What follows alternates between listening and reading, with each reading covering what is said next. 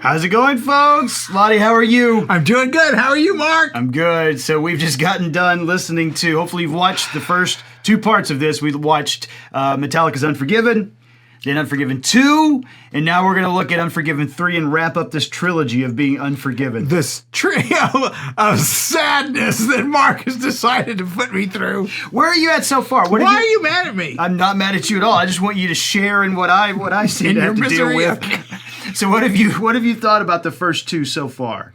Well, you know what I'm going to say is I have grown to be impressed with him, with his lyrics but listening to these again, I'm also kind of impressed with his singing ability. Yeah, because he's not screaming. Maybe in some of these parts he does. There's a few, but yeah. He's really very melodic. Yeah, and I actually think we're going to even hear a little bit more of that melody in this one. So in the first two, we started off with those train horns and then kind of soft guitar playing. Yeah. This one, no horn, which I think is interesting. So the train horn is no longer there. But we start off with piano, which is something that we rarely hear in a Metallica song. That's what I was going to say. Interestingly enough, James Hetfield, the first instrument he learned to play was classical piano. And he said he didn't like it. He didn't like it primarily because I think the teacher that he had.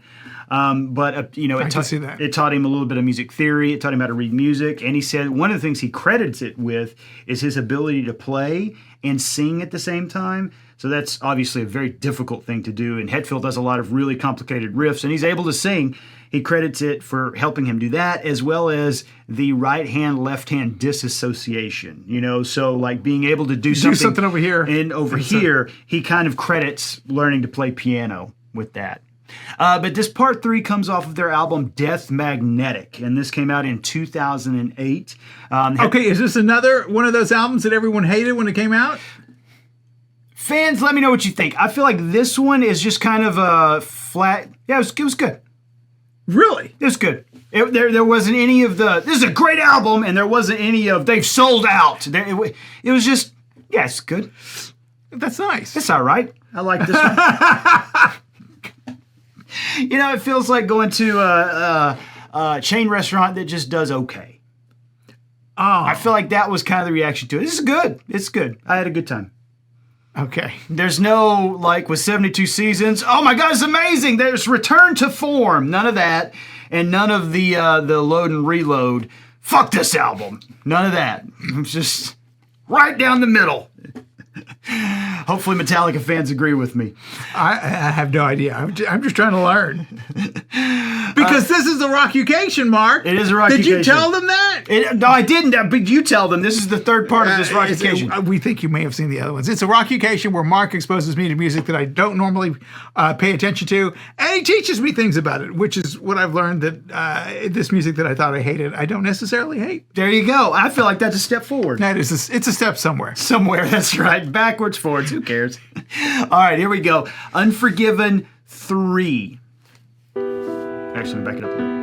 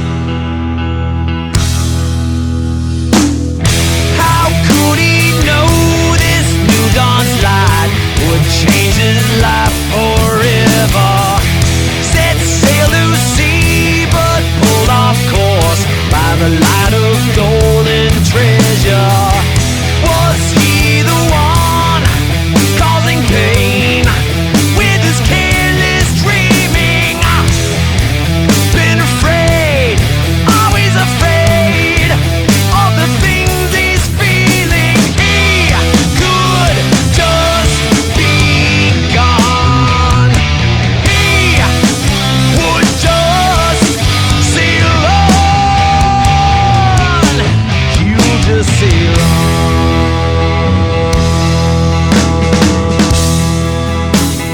How can I be lost if I've got nowhere to go? I think that is the saddest line I've ever heard. What? How can I be lost if I've got no place to go? It That's is just sad. sad. Oh my God. Yeah. I think so too. That is, for me, that couplet is one of the most heartbreaking two-line of any poem it's ever. just- How can I be lost if I've got nowhere to go? Yeah. Tough. That's just, yeah. Go ahead. Search for seas of gold. How come it's got so cold? How can I be lost in remembrance I relive? And how can I blame you when it's me I can't forgive? See, and that's just as heartbreaking too. Yeah. Because I get that. There are people who deserve blame, but sometimes you're not sure. Right. And we've talked a lot about this as far as like older generations and stuff like that, Yeah. about there's only so far you can blame them because at a certain point they just did what. They did what they knew to do. But if you do that, then we never go anywhere, because then no one will stop. No one would ever take that first step. And you have I'm sorry. I'm sorry. You have a responsibility as a parent, as an adult. If there are kids in you have a responsibility to them to make the world better for them, not to make them fit the world. True. I think that, to me, that line where he says, how can I blame you when it's me I can't forgive? Uh-oh, we got a Willow in here. Oh, Willow, are you coming to help? Yeah. Oh, that's good. We need help, Thank Willow. you. Thank you. I was very sad until you got here, Willow. That line, how can I blame you when it's me I can't forgive? To me, that's the step forward in realizing that I would agree. It feels like a step forward, but it doesn't feel like it doesn't feel like a happy step forward, Mark. gotcha. I want a happy step forward. Yeah, but getting to self-actualization Yeah. takes work and pain. Yes. Doesn't just happen. You gotta work through it. God bless. Yes, yes, yes. I know. These days drift on inside a fog. It's thick and suffocating. His sinking life outside its hell, inside intoxicating. He's run aground like his life, water much too shallow, slipping fast down with the ship, fading in the shadows now. A castaway, they've all gone away. They've gone away. Oh my goodness. So what are you thinking now? So that last verse, these days drift on inside a fog, it's thick and suffocating, the seeking life outside its hell, inside intoxicating. It's when you do start learning things, and who knows what you learn. Who knows what you learn? Everyone's actualization of what the world is completely different from anyone else. We don't know. Sure. But when you start down that road, it's a reweaving of everything that you know. That's a great way to put it. And that's, everything has to fit differently if it fits at all. And I kept going because I see all this stuff where he runs aground, it's too shallow, and the castaway because they've all gone, because they have to, because you really can't change when you're still trying to fit in with everyone. Oh, that's a great way to put it. Because you have to be your own before you can be other people's. Does that make sense? You have to come into your own before you can have healthy relationships with other people. Yes, If you thank can't you. have a healthy relationship with I'm glad you're yourself, here. then the other relationships are doomed to fail because you're not right. your foundation isn't set. Yes. Yeah. Oh, yes. Yes, your foundation is just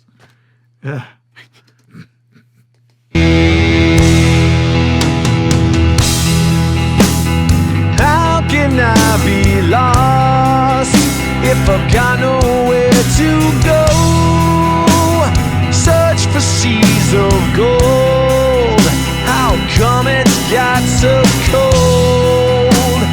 How can I be lost in remembrance I relive? And how can I blame you when it's me I can't forgive?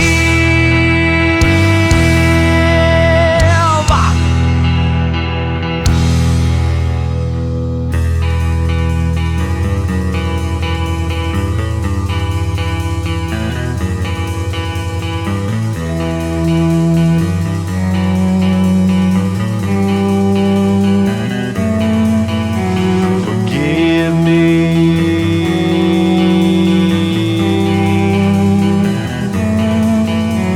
Forgive me not.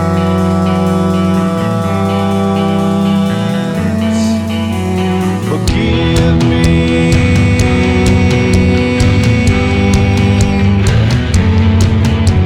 Forgive me not.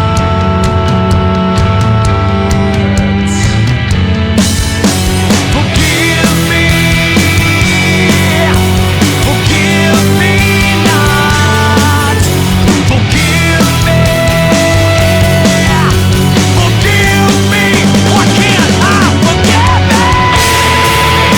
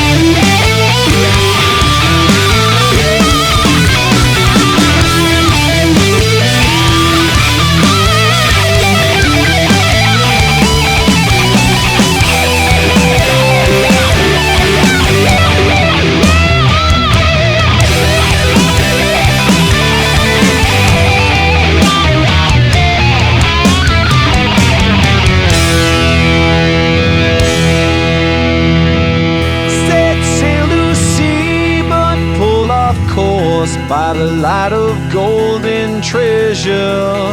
How could he know this new dawn's light would change his life forever?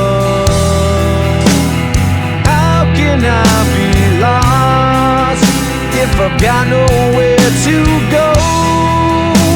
Search for seas of gold. How come it's got so cold?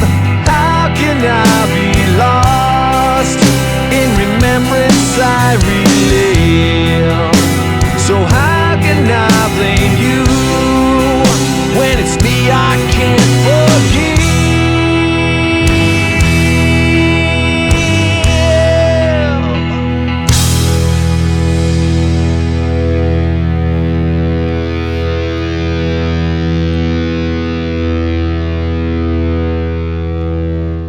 I'm just going to say, you left me under the impression that this was going to have a resolution that I would be happy with, Mark. And I'm still feeling beaten up by this song. It is rough. All three of them are. But It I is thought rough. they would get better. This one actually feels worse. It feels worse than the other two. Maybe. So I don't know. Why do you think it feels worse? Because sometimes, you say it's that thing that the other started with the train whistle because the train was headed this way. Yes. Which implies that you're going to be wiped off the track. It's just going to roll you over. But sometimes it doesn't roll you over. It just passes you by, and you're still going down that same path. And that's what this feels like. Because how can he blame them if he's the one who can't forgive? So I don't want to put words in your mouth. Go. But it feels like what you're saying to me is in the first one, the freight train coming your way is an inevitability. So again, I mentioned Matrix in the last one. It's like when Smith is holding Neo down on the track and he says, that is the sound of inevitability. Like you can't stop it. Yes. But this one feels like perhaps you're the one guiding the freight train. And your demise is due to you. And you realize it. See, okay, I see. I think I see what you're saying. Our brains don't see the world. Our brains interpret what's out there. We don't know. Our eyes don't see the world. The brain is what interprets everything. So you look and you see this, and you imagine this thing coming at you. But when you get closer, you realize that it was an illusion. It's not coming at you. You're just headed that way. Oh, I see, yeah. Does that make sense? It makes sense. Because it's you. It's always you at the center of everything. We don't know anything else. Everything else, we make up what's going on in our head. And it doesn't mean that our pain isn't real. It doesn't mean grief isn't real. It doesn't mean joy isn't real. It just means that it's here. So he can't forgive himself. And he kept seeing all these things coming. And he was mad at all these people. And he wanted to not forgive these people, and he's got past that because he realizes he's the one he's mad at. And he's mad at himself because he wasn't enough for them to take care of him. He wasn't enough for them to change, and he wasn't enough to change for them. And see, for me, I totally agree with all that. But for me, I'm not left with the same sense of depression on this as you are apparently, because the reason why is because it feels like now our protagonist has figured out why things are wrong. And that's the first step to righting them. Because I agree with you. I feel like this one is the realization that that all these problems surrounding me will never be fixed until I fix myself. And so that starts the work. And then I almost feel like we get that with the newest album. We've looked at some of those. And there are some songs that really do end hopeful, shockingly for them. But I feel like this is kind of that first step. And some of the things that I find interesting about this, so there was an album that preceded this, Saint Anger. And is that the one that everyone is mad at? Hates everyone. Okay. That one universally is hated. That's the one where one of the concerts we went to, Hetfield goes, yeah, all right, next we're going to do 7 songs from Saint Anger, and literally 30,000 people go, boo! And he stood there laughing. He's like, I'm just messing with y'all. We're not going to do that. But give the album a chance. Would you please? It's been 20 years. Give the album a chance. But in any case, when they were writing Saint Anger, this was when Hetfield finally decided to get sober, and he started going to therapy. And one of the things that happened then was that his therapist and his sponsor told him, you cannot maintain the same lifestyle you're maintaining and stay sober. So you have to change how you're living. And part of that means no being out on the weekends, no staying out late, no going to the bars after rehearsals, none of that stuff. He acquiesced, and I want to be healthy, so you tell me what to do. And so they wrote him a schedule. You can work from 9 to 4, and then you go to your sponsor. You cannot work on the weekends. You go to AA meetings and you go and you see your therapist. And Het was like, okay, I want to be healthy. This is what I'm going to do. And the rest of the band members were not fucking happy. Really? Because they were in the middle of writing an album. And they were not happy. What? Is that the Saint Anger album? That took place during Saint Anger. And in fact, they were filming a documentary at that time about Metallica. And they had given them 100% access. And there's video of all 4 of them in therapy. And Lars is the drummer. The therapist says, I want you to be truthful with James about how you feel. And he's sitting there. Truthful? You're like, truthful. And Lars walks up to James, and James is sitting there, and he's just waiting. And Lars gets about 2 inches from his face, and he just goes, ah! for an extended period of time. I mean, it's on YouTube. You can watch it. And James is just... and he just screams right in his face. And so, like, if we're going to read this from a historical point of view, you know, these lines like, he set sail to sea but pulled off course by the light of the golden treasure. So there's this idea about becoming a rock star, about becoming a god, about becoming all of these great things, and they keep pulling him off of his path. Search for seas of gold. How come it's so cold? So for me, like as a fan who knows that history, like it's hard for me not to see that as a man who's trying to go through therapy, who's trying to finally put his tumultuous life on track, and understanding that what I've done in the past will never work again. Like if I want to be healthy, that can't happen. So all those years I spent sailing the seas of gold, they've suddenly got cold. But you see, I see that. But what the thing that I find is that, yes, I think it fits in with what you're looking at, that he can't live. But it's not even that. It's that, and it's this. It's that these other things that he wants answers to, he will never get answers to. No. And you have to find a way to be okay with that. Yes. And that's devastating. Yeah. That's devastating. For anybody who's lost someone, whether physically they've passed on or they're no longer in their life, you're never going to get answers to those things. And that's hard.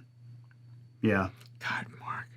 Well, what did you think of these all three as one piece of art, as like almost a 20-year piece of art? It's beautiful. I'm going to say it's beautiful, but it is not something that's... I'm going to give you an analogy. I remember, I'm really sad, Mark. I want to do something fun. I remember walking out of Schindler's List. Oh my God. And I remember thinking to myself, that was a gorgeous movie and I never want to see it again. Yes. Is that how you feel about these songs? Yes, that's how I feel about these songs. It's a gorgeous piece of art. Take it, because I never want to have to deal with this. It's done. I feel in fact, I've never seen Schindler's List because I'm afraid to. I see. Because I know. I've read. I know. And I'm like, I can't do this now. Well, folks, hopefully you can do it. Let us know in the comments what you think. I hope you enjoyed this. It was good. It was fun. No, it was good. It's not fun. Wasn't fun. Well, folks, let us know in the comments what you think. Please check out some of Ladi's other Rockucations. Some of them are a lot of fun. You have fun in some of them. Yes. You have fun. Some of them, Mark, is nice to me. All right, folks, take care of yourselves. We'll see you soon. Adios.